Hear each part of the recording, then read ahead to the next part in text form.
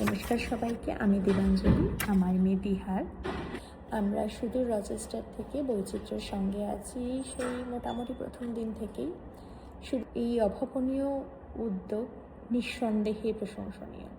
প্রতি সপ্তাহের অ্যাসাইনমেন্ট বানানো থেকে শুরু করে হোমওয়ার্ক চেক, বছরের প্রতিটি কালচারাল ওয়ার্কশপ, কালচারাল ইভেন্ট, সমস্ত কিছুর মূলে যে মানুষগুলোর নিরলস পরিশ্রম এবং একান্ত ভালোবাসা আছে সেটা আমরা প্রতিদিন উপলব্ধি করতে পারি।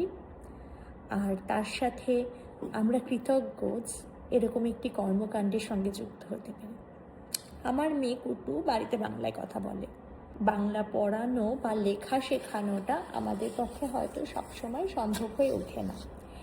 সেখানে বৈচিত্র্যের হাত ধরে আজকে কুটু মোটামুটি সমস্ত রকম, বলবো না, তবে বাংলা ভাষা বর্ণমালার সিংহভাগ বর্ণ পড়তে পারে।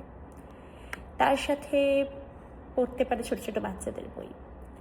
আশা রাখি অদূর ভবিষ্যতে আমার প্রিয় ফেলুদা, ব্যোমকেশ, প্রফেসর শঙ্কু, কুটুরও কোনো এক অলস দুপুরের সঙ্গী হয়ে উঠবে। অবশ্যই তার সমস্ত কৃতিত্ব থাকবে বৈচিত্র্যের কলাকুশলীদের। বাচ্চারা নিজেদের মধ্যে এই যে ওয়ার্কশপগুলোতে দেখা করে, তারা নিজেদের মনের ভাব বন্ধুদের কাছে বাংলায় প্রকাশ করতে পারে। এই উদ্যোগের সাথে জড়িয়ে থাকে আমাদের ছোটোবেলায় ফেলে আসা পিঠেপুলি উৎসবের আনন্দ, মেলা বা পিকনিকের আমেজ। সেই সাথে বৈচিত্র্যের ইভেন্টগুলোতে যে কালচারাল প্রোগ্রাম হয়, এই সব কিছু নিয়ে আমরা পৌঁছে যাই আমাদের ছোটোবেলায়। এবার আসবো হোমওয়ার্ক নিয়ে। বৈচিত্র্যের হোমওয়ার্ক খুবই সময়োপযোগী। প্রাসঙ্গিকতাকে খুব সহজভাবে তুলে ধরা হয় বাংলা ভাষার মাধ্যমে। এর সাথে আমি বলবো যে সব থেকে ইম্পর্ট্যান্ট হলো বৈচিত্র্যের প্রত্যেকটি গ্রুপের বাচ্চাদের বয়স ডিফারেন্ট।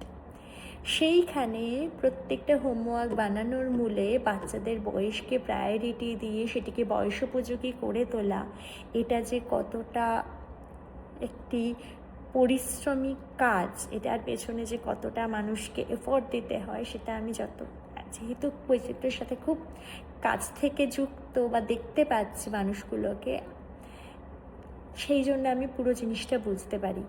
তার সাথে আছে দৈনন্দিন কাজের ফাঁকে বৈচিত্র্যের হোমওয়ার্ক চেক, তার প্রত্যেকটা অ্যাসাইনমেন্টের কমেন্ট, কোথায় কোন বাচ্চার কতটা ভালো করলো, কোথায় তাকে একটু হয়তো আরেকটু ভালো করতে হবে।